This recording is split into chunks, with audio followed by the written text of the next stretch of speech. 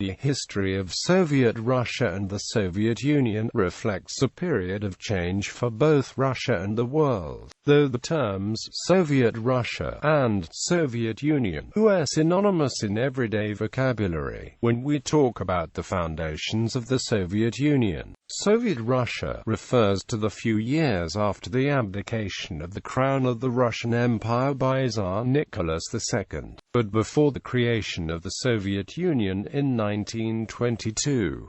Early in its conception, the Soviet Union strived to achieve harmony among all peoples of all countries. The original ideology of the state was primarily based on the works of Karl Marx and Friedrich Engels. In its essence, Marx's theory stated that economic and political systems went through an inevitable evolution in form, by which the current capitalist system would be replaced by a socialist state before achieving international cooperation and peace in their workers' paradise, creating a system directed by what Marx called pure communism. Displeased by the relatively few changes made by the Tsar after the Revolution of 1905, Russia became a hotbed of anarchism, socialism and other radical political systems. The dominant Socialist Party, the Russian Social Democratic Labour Party, subscribed to Marxist ideology. Starting in 1903, a series of splits in the party between two main leaders was escalating: the Bolsheviks led by Vladimir Lenin and the Mensheviks led by Julius Martov. Up until 1912, both groups continued to stay united under the name RSDLP, but significant and irreconcilable differences between Lenin and Martov led the party to eventually split. A struggle for political dominance subsequently began between the Mensheviks and the Bolsheviks. Not only did these groups fight with each other, but they also had common enemies, notably those trying to bring the Tsar back to power. Following the February Revolution in 1917, the Mensheviks gained control of Russia and established a provisional government, but this lasted only until the Bolsheviks took power in the October Revolution later in the year. To distinguish themselves from other socialist parties, the Bolshevik Party was renamed the Russian Communist Party. Under the control of the party, all politics and attitudes that were not strictly RCP were suppressed, under the premise that the RCP represented the proletariat and all activities contrary to the party's beliefs were counter-revolutionary or anti-socialist. During the years between 1917 and 1923, the Soviet Union achieved peace with the Central Powers, their enemies in World War I, but also fought the Russian Civil War against the White Army and foreign armies from the United States, the United Kingdom, and France, among others. This resulted in large territorial changes, albeit temporarily for some of these, eventually crushing all opponents.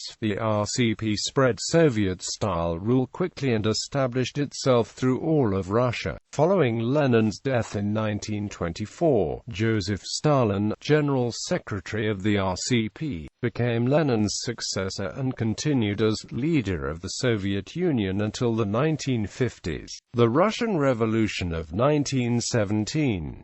During World War I, Tsarist Russia experienced famine and economic collapse. The demoralized Russian army suffered severe military setbacks, and many soldiers deserted the front lines. Dissatisfaction with the monarchy and its policy of continuing the war grew among the Russian people. Tsar Nicholas II abdicated the throne following the February Revolution of 1917, causing widespread rioting in Petrograd and other major Russian cities. The Russian Provisional Government was installed immediately following the fall of the Tsar by the Provisional Committee of the State Duma in early March 1917 and received conditional support of the Mensheviks, led first by Prince Georgy Lvov, then Alexander Kerensky. The Provisional Government consisted mainly of the parliamentarians most recently elected to the State State Duma of the Russian Empire, which had been overthrown alongside Tsar Nicholas II. The new provisional government maintained its commitment to the war, joining the Triple Entente which the Bolsheviks opposed. The provisional government also postponed the land reforms demanded by the Bolsheviks.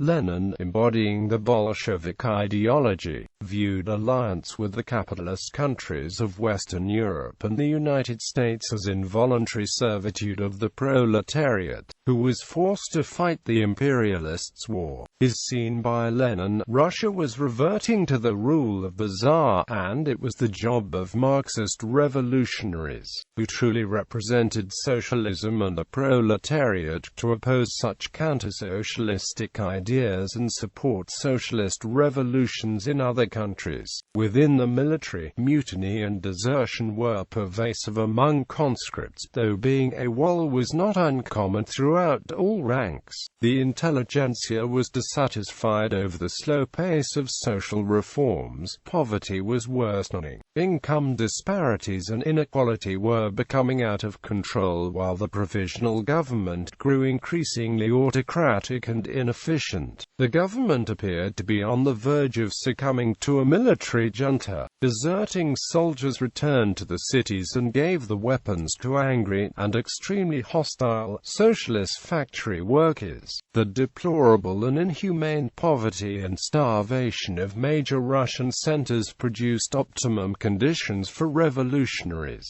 During the months between February and October 1917, the power of the provisional government was consistently questioned by nearly all political parties. A system of dual power emerged, in which the provisional government held nominal power, though increasingly opposed by the Petrograd Soviet, the chief adversary, controlled by the Mensheviks and socialist revolutionaries. The Soviet chose not to force further changes in government due to the belief that the February Revolution was Russia's crowing overthrow of the bourgeois. The Soviet also believed that the new provisional government would be tasked with implementing democratic reforms and pave the way for a proletarian revolution, though the creation of a government not based on the dictatorship of the proletariat in any form was viewed as a retrograde step in Vladimir Lenin's April thesis. However, the provisional government still remained an overwhelmingly powerful governing body. Failed military offensives in summer 1917 and large-scale protesting and riots in major Russian cities led to the deployment of troops in late August to restore order. The July days were suppressed and blamed on the Bolsheviks, forcing Lenin into hiding. Still, rather than use force, many of the deployed soldiers and military personnel joined the rioters, disgracing the government and military at large. It was during this time that support for the Bolsheviks grew, and another of its leading figures, Leon Trotsky, was elected chair of the Petrograd Soviet, which had complete control over the defenses of the city, mainly the city's military force. On October 24, in early days of the October Revolution, the provisional government moved against the Bolsheviks,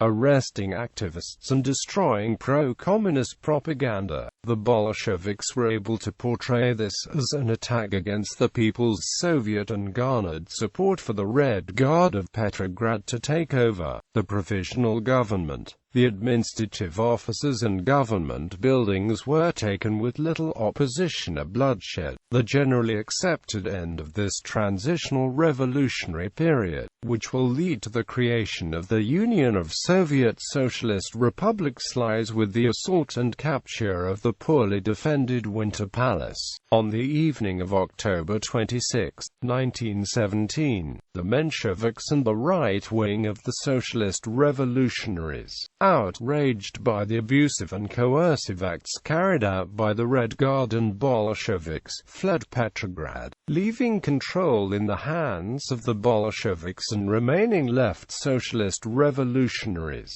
On October 25, 1917, the Sovnarkom was established by the Russian Constitution of 1918 as the administrative arm of the All-Russian Congress of Soviets. By January 6, 1918, the VTSIK, supported by the Bolsheviks, ratified the dissolution of the Russian Constituent Assembly, which intended to establish the non-Bolshevik Russian Democratic Federative Republic as the permanent form of government established at its Petrograd session held January 5 and January 6, 1918. The Russian Civil War. Prior to the revolution, the Bolshevik doctrine of democratic centralism argued that only a tight-knit and secretive organization could successfully overthrow the government. After the revolution, they argued that only such an organization could prevail against foreign and domestic enemies. Fighting the Civil War would actually force the party to put these principles into practice,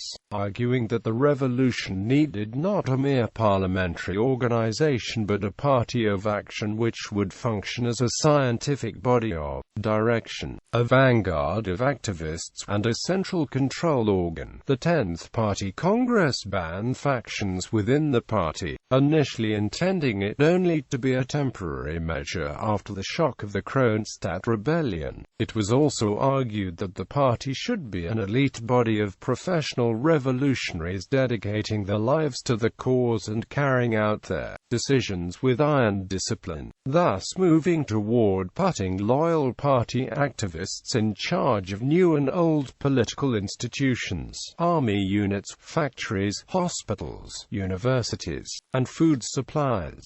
Against this backdrop, the nomenclatura system would evolve and become standard practice.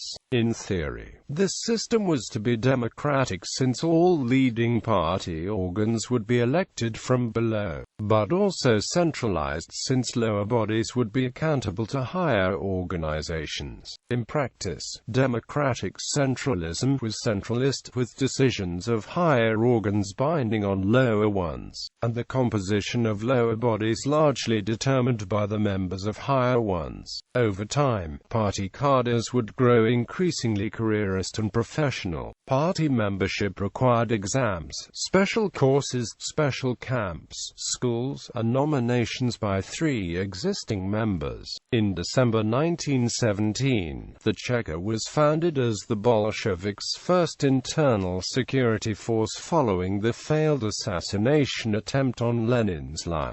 Later it changed names to GPU, OGPU, MVD, NKVD and finally KGB.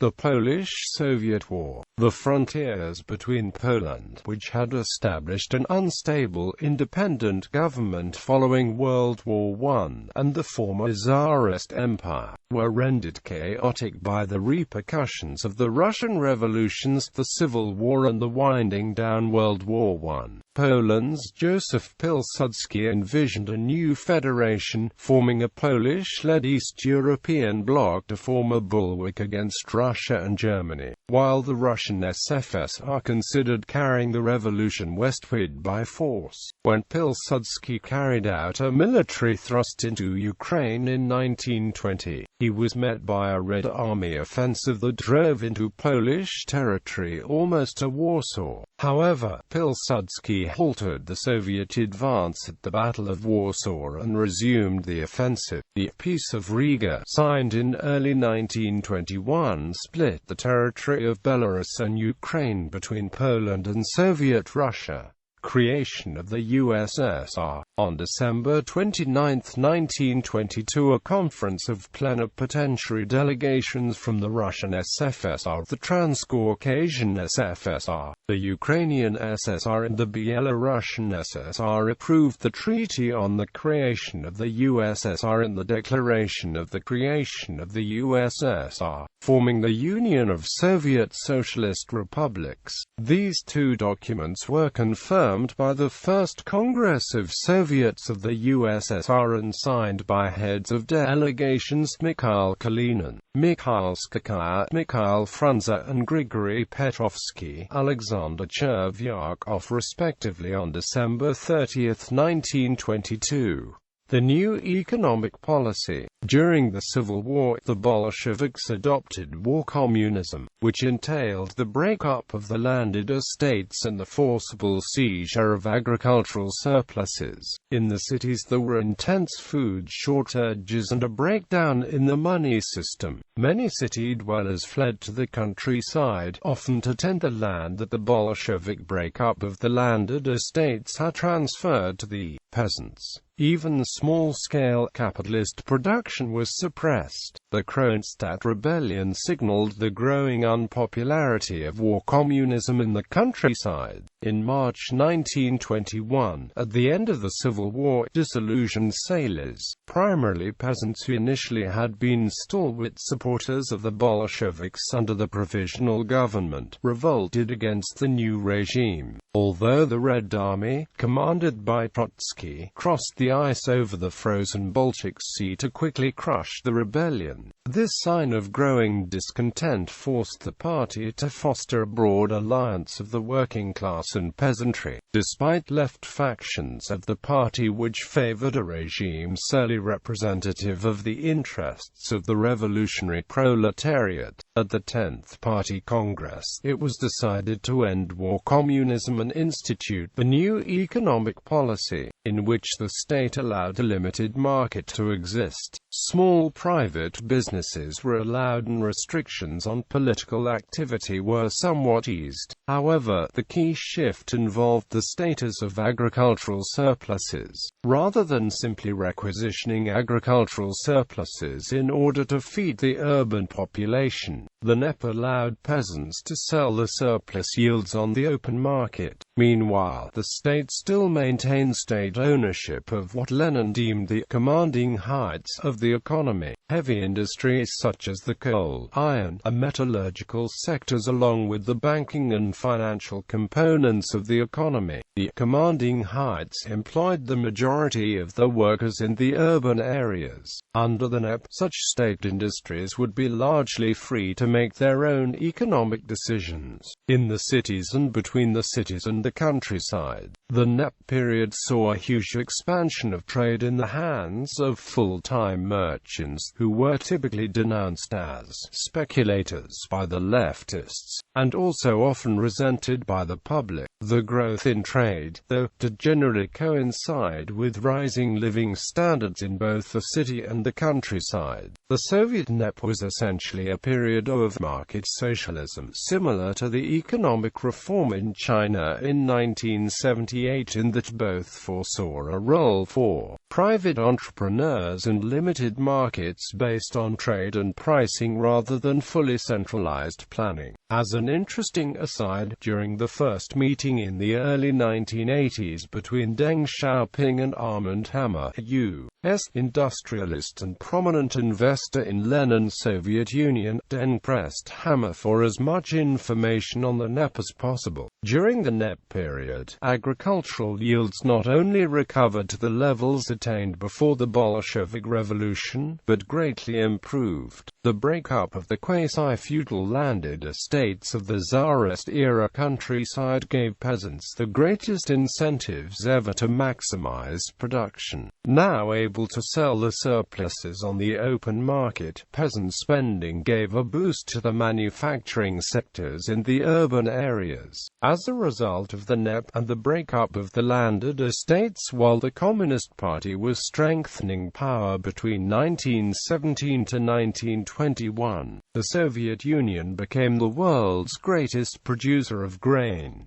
Agriculture, however, would recover from civil war more rapidly than heavy industry. Factories badly damaged by civil war and capital depreciation were far less productive. In addition, the organization of enterprises into trusts or syndicates representing one particular sector of the economy would contribute to imbalances between supply and demand associated with monopolies, due to the lack of incentives brought by market competition, and with little or no state controls on their internal policies. Trusts were likely to sell the products at higher prices. The slower recovery of industry would pose some problems for the peasantry, who accounted for 80% of the population. Since agriculture was relatively more productive, relative price indexes for industrial goods were higher than those of agricultural products. The outcome of this was what Trotsky deemed the scissors crisis, because of the scissors-like shape of the graph representing shifts in relative price indexes. Simply put, peasants would have to produce more grain to purchase consumer goods from the urban areas. As a result, some peasants withheld agricultural surpluses in anticipation of higher prices, thus contributing to mild shortages in the cities. This, of course, is speculative market behavior, which was frowned upon by many Communist Party cadres, who considered it to be exploitative of urban consumers. In the meantime, the party took constructive steps to offset the crisis, attempting to bring down prices for manufactured goods and stabilize inflation, by imposing price controls on essential industrial goods and breaking up the trusts in order to increase economic efficiency. The death of Lenin and the fate of the NEP. Following Lenin's third stroke, a troika made up of Stalin, Zinoviev and Kamenev emerged to take day-to-day leadership of the party and the country and try to block Trotsky from taking power. Lenin, however, had become increasingly anxious about Stalin and, following his December 1922 stroke, dictated a letter to the party criticizing him and urging his removal as General Secretary, a position which was starting to arise as the most powerful in the party. Stalin was aware of Lenin's testament and acted to keep Lenin in isolation for health reasons and increase his control over the party apparatus. Zinoviev and Bukharin became concerned about Stalin's increasing power and proposed that the Org Bureau which Stalin headed be abolished and that Zinoviev and Trotsky be added to the party secretariat, thus diminishing Stalin's role as General Secretary. Stalin reacted furiously and the Org Bureau was retained, but Bukharin, Trotsky and Zinoviev were added to the body. Due to growing political differences with Trotsky and his left opposition in the fall of 1923, the troika of Stalin, Zinoviev and Kamenev reunited. At the 12th Party Congress in 1923, Trotsky failed to use Lenin's testament as a tool against Stalin for fear of endangering the stability of the party. Lenin died in January 1924 and in May his testament was read aloud at the Central Committee, but Zinoviev and Kamenev argued that Lenin's objections had proven groundless and that Stalin should remain General Secretary. The Central Committee decided not to publish the testament. Meanwhile, the campaign against Trotsky intensified and he was removed from the position of People's Commissar of War before the end of the year. In 1925, Trotsky was denounced for his essay Lessons of October, which criticized Zinoviev and Kamenev for initially opposing Lenin's plans for an insurrection in 1917. Trotsky was also denounced for his theory of permanent revolution, which contradicted Stalin's position that socialism could be built in one country, Russia, without a worldwide revolution, as the prospects for a revolution in Europe, particularly Germany, became increasingly dim through the 1920s. Trotsky's theoretical position began to look increasingly pessimistic as far as the success of Russian socialism was concerned. With the resignation of Trotsky Trotsky as war commissar. The unity of the Troika began to unravel. Zinoviev and Kamenev again began to fear Stalin's power and felt that the positions were threatened. Stalin moved to form an alliance with Bukharin and his allies on the right of the party, who supported the new economic policy and encouraged a slowdown in industrialization efforts and a move towards encouraging the peasants to increase production via market incentives.